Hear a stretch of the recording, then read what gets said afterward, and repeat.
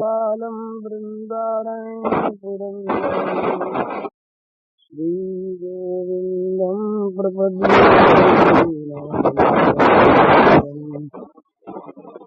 वंदे मुकुंदमरविंददलायताक्षं कुंदेन्दुशंखदशनं शिशुरूपवेशम् इन्द्रादिदेवगणवन्दितपादपीठम् वृन्दावनालयमहं वसुदेवसूनुम् नवजलधरवरणं चम्पकोद्भासिकरणं विकसितनलिनाशियं विस्फुरन्मन्दहास्यम् कनकरुचिदुकूलं चारुबर्हावसूलम् कमतिनिखिलसारं नौमि गोपीकुमारम् वंशीविभूषितकरान्नवनीरदाभात् पीताम्बरादरुणबिम्बफलाधरोष्टात् पूर्णेन्दुसुन्दरमुखादरविन्दनेत्रात् कृष्णात् परं किमपि तत्त्वमहं न जाने।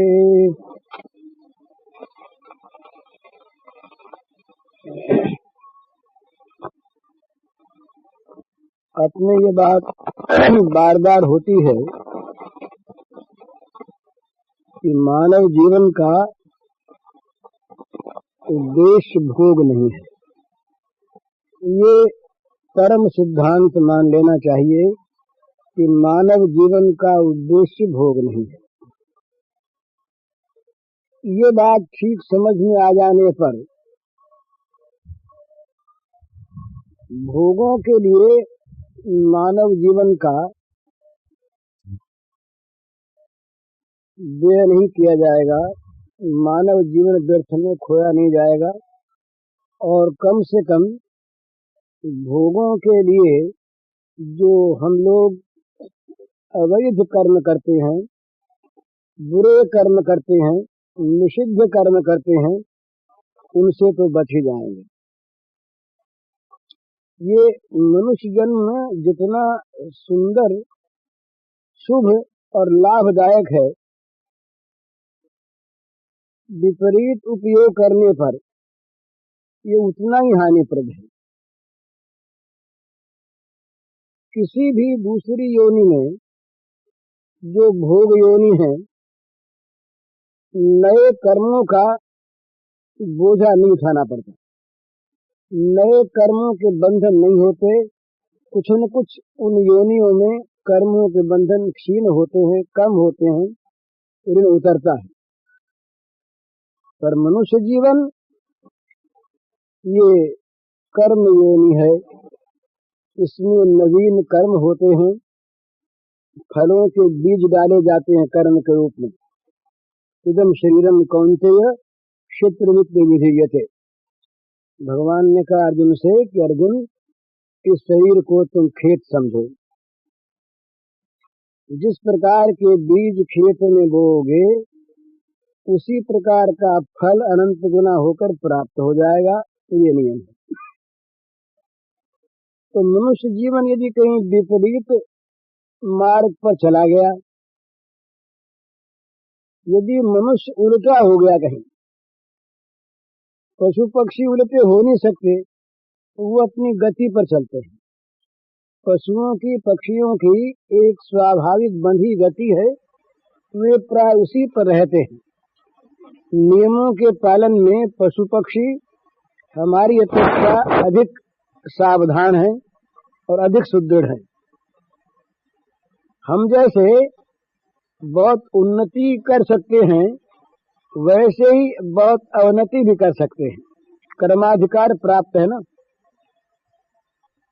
तो यहाँ मनुष्य को विशेष सावधानी की आवश्यकता है और योनियों की अपेक्षा।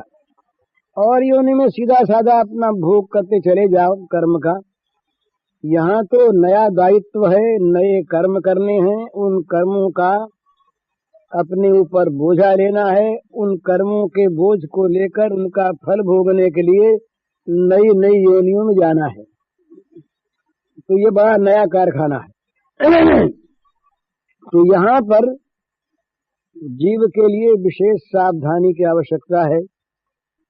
यदि मनुष्य उल्टा चल निकला तो पशु पक्षी जो पाप जो बुरा कर्म नहीं कर सकते अनंत जीवन में, मनुष्य एक जीवन में कर लेता है। ये भला मनुष्य की बुद्धि है ना कि जिसने आज विज्ञान की उन्नति के रूप में, विज्ञान की उन्नति वास्तविक उन्नति, इसमें कोई संदेह नहीं, विज्ञान के सामने मस्तक झुकाना पड़ता है, लेकिन वो विज्ञान विदों की बुद्धि में जो तम आया उसने दुरुपयोग किया, अणुबम बना और एक बम ने एक नगर के लाखों आदमियों को क्षणों में विध्वस्त कर दिया। और अब उसी प्रकार के उससे भी बहुत भयानक नए नए वो बम तैयार किए जा रहे हैं, जिनके परीक्षणों को लेकर लोग समझते हैं कि जगत का वायुमंडल विकृत हो गया है। और ये डॉक्टरों का कहना है कि ये वर्तमान जो जगत में इन्फ्लुएंजा फैला, ये उन्हीं बमों के कारण से फैला, परीक्षण के कारण से।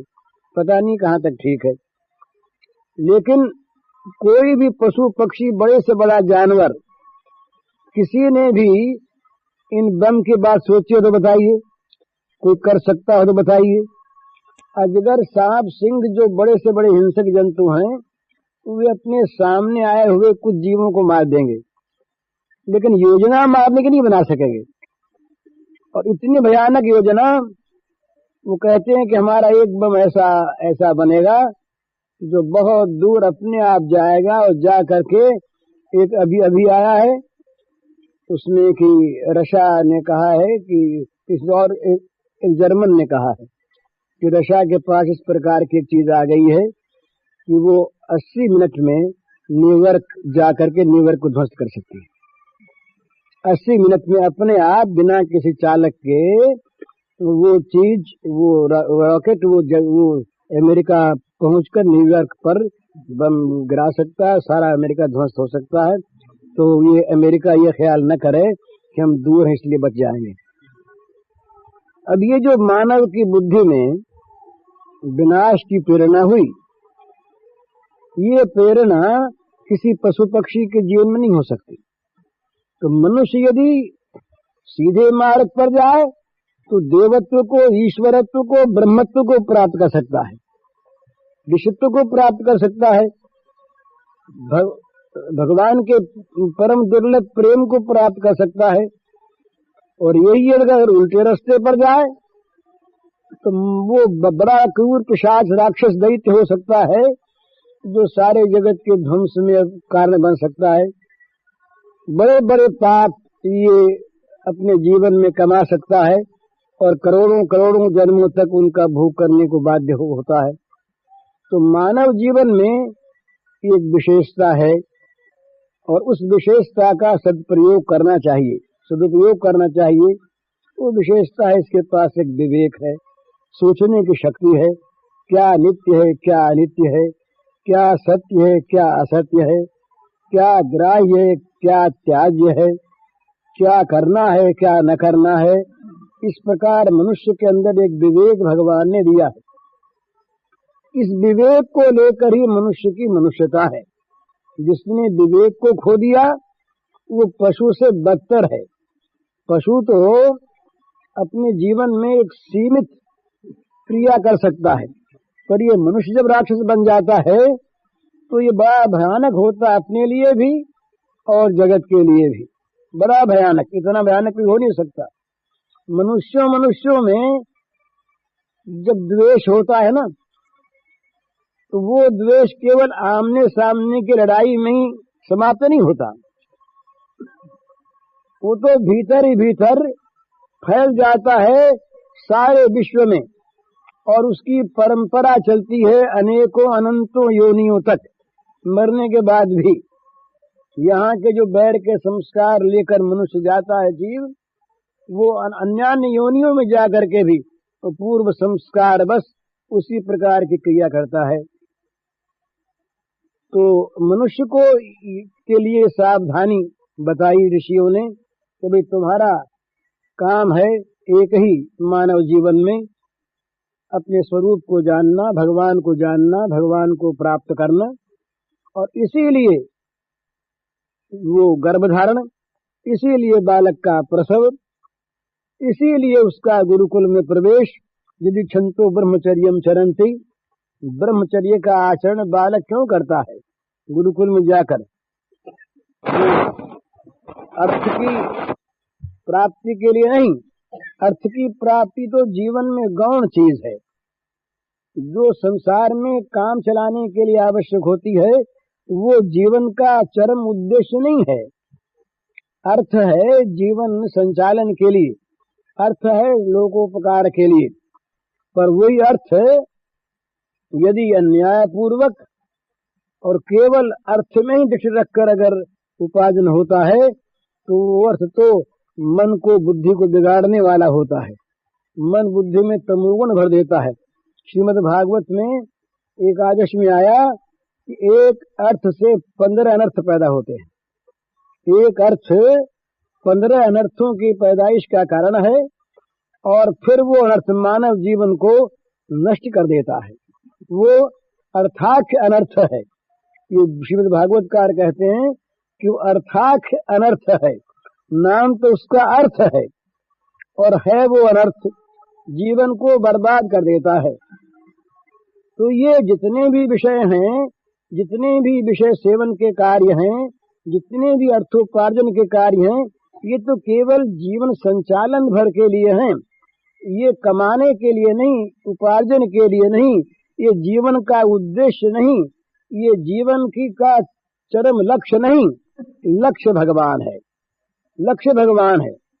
भगवान की प्राप्ति के लिए ही जिसका जो काम, जिसका जो धर्म, उस धर्म का वो पालन करे भगवत प्रीत्यर्थ। गांधी जी ने एक जगह तो लिखा है कि मैं तो मोक्ष की प्राप्ति के लिए स्वराज्य की कामना करता हूँ, स्वराज्य के काम में पड़ा हूँ। उन्होंने वो उनके बाद विचारों की फल ही नहीं, आज का फल देखते उन्होंने ये लिखा है कि राजनीति में बड़ा दोष आ गया है, राजनीति दूषित हो गई है। दूषित राजनीति को निर्दोष बनाने के लिए मेरा ये प्रयत्न है, निर्दोष राजनीति के द्वारा स्वराज्य प्राप्त करके उसके माध्यम से मोक्ष को प्राप्त करना। स्वराज्य उद्देश्य नहीं है। तो बिल्कुल ठीक है। हमारे यहाँ जितने भी हमारे कर्म हैं, जिसके जो कर्म हैं, जिसका जो स्वधर्म है, जिसका जो वर्णाश्रम का कर्म है, जिसका जो कर्तव्य है, उसमें कोई ऐसी बात नहीं सबका एक कर्तव्य हो और सबका एक सा काम हो, ये आवश्यक नहीं।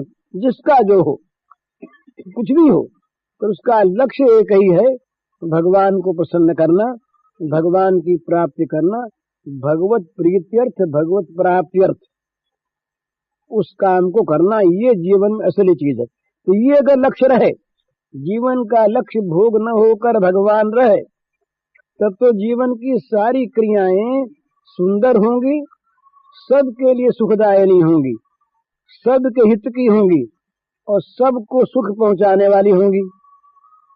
और जहां जीवन में केवल भोग आ गया, भगवान ने तो यहां तक कह दिया बड़ी सुंदर भाषा में कि भोग आना तो दूर रहा, भोग का चिंतन ही पतन का हेतु है, सर्वनाश का हेतु है।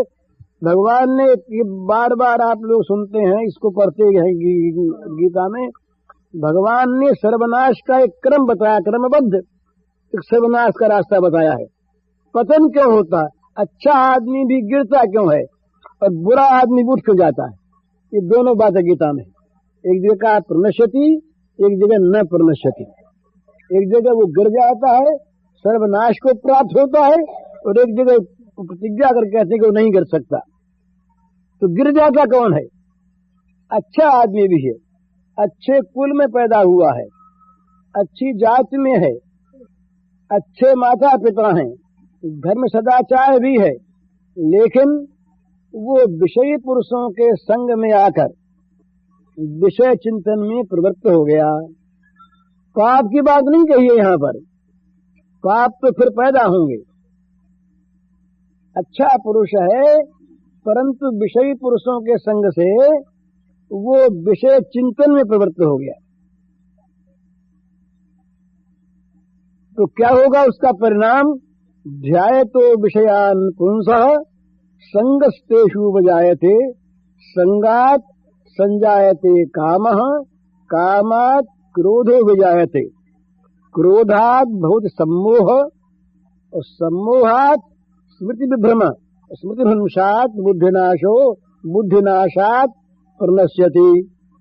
ये भगवान ने ठीक क्रमबद्ध एक स्तर बताया है गिरने का।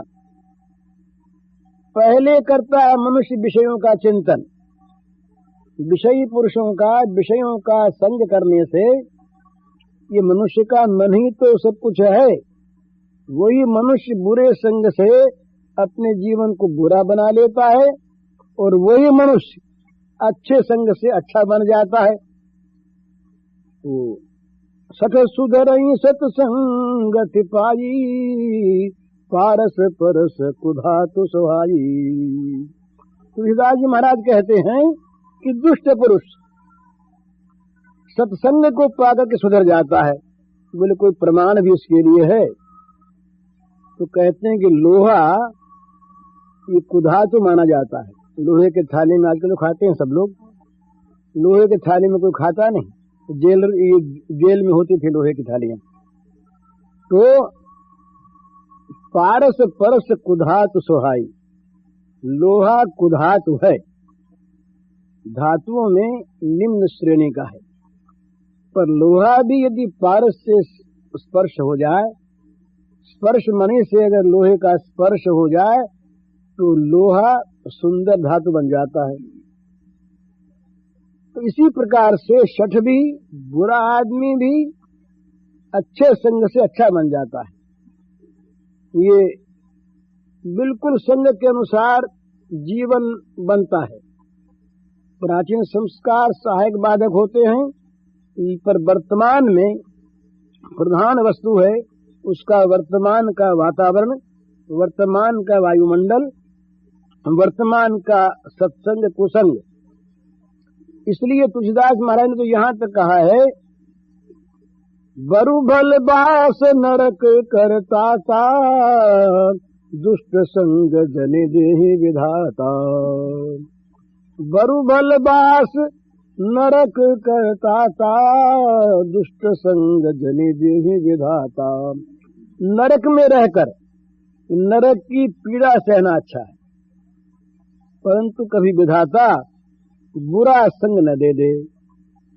भाई नरक में रहेंगे तो केवल पीड़ा ही सहेंगे ना, नई नई भयानक पीड़ा उत्पन्न करने वाले कर्म तो नहीं करेंगे।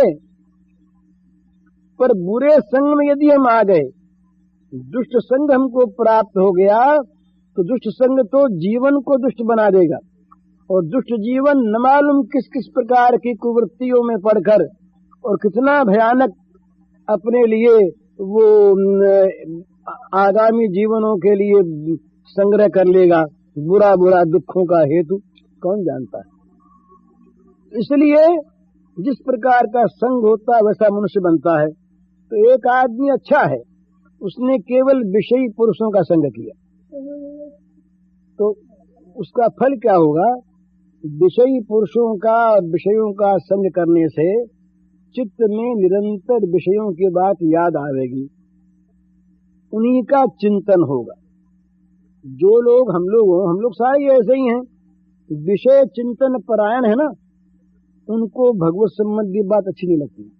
स्वाभाविक, उनकी नीयत बुरी नहीं, उनका मन स्वाभाविक ऐसा बन जाता है कि विषय की बात तो रुचिकर लगेगी, और विषय के अतिरिक्त और कोई बात हुई, चाहे कोई अच्छी बात हो, भगवान की न सही देश की बात हो, घर की बात हो, समाज की बात हो, पर वहां जहां जिस विषय में मन लगा है वो उसी में अच्छा लगेगा। तो ध्यायतो विषयान् पुंसः, मनुष्य जब विषयी पुरुषों के और विषय के संग से विषय प्रवण बुद्धि वाला हो जाता है तो उसका चित्त निरंतर विषयों का चिंतन करता है। ये शुरुआत है, पतन की शुरुआत है। ये विषयों का चिंतन पतन का प्रारंभ, पतन के वो मार्ग पर आ गया, पतन की सीढ़ी पर आगे उसे नीचे गिरना है। अब क्या होगा? संगस्तेषु बजायते, उन विषयों में, जिन विषयों का उसने चिंतन किया है उन विषयों में उसका संग हो जाएगा, चित्त उनमें फंस जाएगा, आसक्ति पैदा हो जाएगी, उनमें राग हो जाएगा। राग, आसक्ति, संग ये प्राय पर्यायवाची शब्द हैं। तो जिन विषयों का उसने बार बार लगातार चिंतन किया उन विषयों में मन फंस जाएगा, बार बार उन्हीं के सुनने में, स्मरण करने में प्रियता प्रतीत होगी, सुख मालूम होगा, वैसी बात सुनने में आनंद आवेगा, चित्त में सुख की लहर उठेगी। ये लहर उठेगी तब एक अभाव पैदा होगा मन में, करे ये चीज तो हमारे पास है, नहीं मिले। संगात संजायते कामः। तीसरी बात भगवान ने कही, संगात संजायते कामः। आसक्ति जिस विषय में पैदा हो गई उस विषय को प्राप्त करने की कामना उत्पन्न हो जाएगी। तीसरी बात, ध्यायतो विषयान पुंसः संगस्तेषु बजायते और संगा संजायते कामः। जिस विषय में, जिन विषयों में हमारा चित्त आसक्त होगा उन विषयों का अभाव सहन नहीं होगा, मिलने चाहिए वो पदार्थ, ये मन में कामना उत्पन्न होगी। कामना क्या करती है महाराज? ये कामना ज्ञान को हर लेती है। काम से तीर्थ ज्ञान, कामना ही ज्ञान का अपहरण करती है, कामना ही पाप में प्रवृत्त करती है।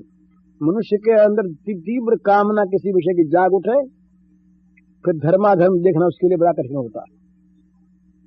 चीज सामने मिलती है, अब ले लो, देखा जाएगा जो होगा सो। ये बुद्धिमान से बुद्धिमान मनुष्य कामना वाला, तीव्र कामना के उत्पन्न होने पर वस्तु देख करके ललचा जाता है, धर्म को भूल जाता है। बहुत कम लोग ऐसे होते हैं जो ऐसे अवसर पर अपने को बचा सकते हैं। तो संगा संजायते कामः, कामना पैदा हुई। अब कामना के पूर्ति के लिए, कामना की सिद्धि के लिए तमाम आयोजन, बड़े बड़े आयोजन, बड़ी बड़ी योजनाएं, बड़े बड़े कर्म, ये बड़े बड़े कारखाने सब क्यों हैं? किसी पशु पक्षी ने आज तक कोई मिल बताई तो बताइए? मानव ने, मानव उन्नति करता है, उन्नति करता है ठीक है, पर उन्नति का स्तर क्या है, स्वरूप क्या है? उन्नति यदि केवल आडंबर की वृद्धि में है और उसके अंदर अगर आध्यात्मिक पतन है तो उन्नति नहीं है। ये तो राक्षसों की उन्नति है, असुरों की उन्नति है, आसुर भावों की उन्नति है, ये वास्तव उन्नति नहीं। पर कामना जहाँ प्रबल होती है वहाँ कामना की वस्तु प्राप्त करने के लिए मनुष्य उन्मत्त हो जाता है। अब वहाँ दो चीज होती है, उसके बाद तीसरी चीज के बाद फिर अगर कामना सफल हो गई तो कामा लोभ हो जाए थे, प्रबल लोभ जागता है, अरे थोड़ा किया। सट्टेबाजों को देखिए, कहीं कमा लिया कुछ, अरे थोड़ा किया, आपकी तो इतना कमा लेते, उसने इतना कमा लिया, लोभ जागता है। और यदि कामना कहीं सफल न हुई, कामना पर चोट लगी, कामना प्रतिहत हो गई, तो कामना क्रोध बन जाती। कामात् क्रोध हो जाए थे, काम एष क्रोध एष रजोगुण समुद्भव, रजो रागात्मक विद्धि। रज राग है, राग संग है, संग आसक्ति है, आसक्ति से कामना पैदा होती है और कामना से क्रोध पैदा हुआ या लोभ पैदा हुआ। जहां लोभ या क्रोध पैदा हुआ, ये चौथी चीज हुई। तो पांचवा क्या होता है? क्रोधात् भवति सम्मोह। सम्मोह का अर्थ सम्यक प्रकार से मूर्खता। जहां क्रोध में आदमी उन्मत्त हुआ और जहां लोभ के आवेश में अपने आप को भूला, वहां फिर कुछ नहीं रहता सामने, तो सम्मोह, पूरी मूर्खता छा जाती है। मूर्खता छाई, पूरी सम्मोहन हो गया। तो छठी चीज क्या होती है? सम्मोहात स्मृति विभ्रमो, क्या करना क्या न करना, किसमें लाभ किसमें हानि, क्या परिणाम होगा क्या दुष्परिणाम होगा, सारी चीज भूल जाता है, वो बेभान हो जाता है, अत्यंत सावधान हो जाता है। स्मृति भ्रंशात बुद्धिनाशो, ये सातवां परिणाम उसका, जहां स्मृति भ्रंश हुई कि बुद्धि मारी गई, और जहां बुद्धि का दिवाला निकला, जहां बुद्धि नष्ट हुई, बुद्धिनाशात प्रणश्यति।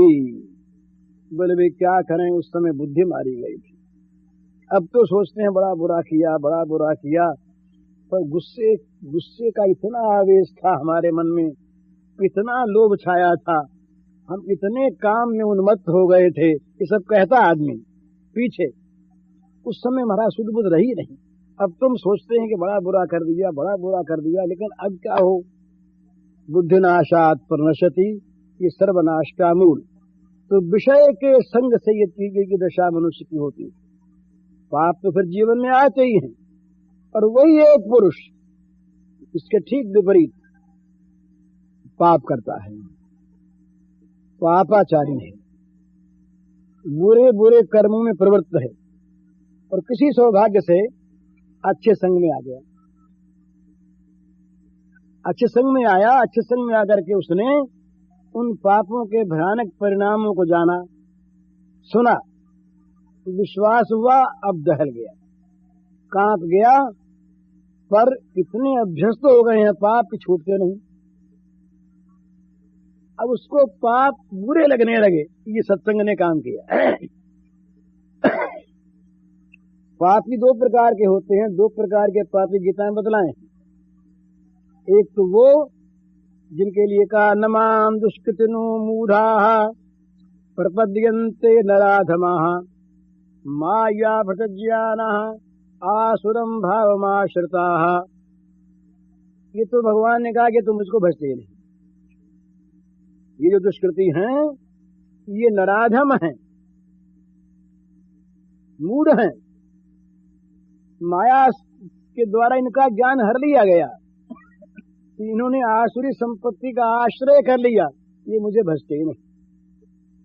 एक तो ये पापी जो पाप करके पाप में गौरव मानते, चोरी करके आए और छाती ठोकी, अपने आप पीठ ठोकी, देखो हम कितना सुंदर काम करके आए, घरों में बैठे बड़ाई करने लगे, व्यभिचार में, चोरी में, डकैती में, खून में, ठगी में, बदमाशी में सफल होकर जो लोग अपने को गौरवान्वित मानते हैं, अपने में मान का आरोप करते हैं, ये भगवान को नहीं भज सकते।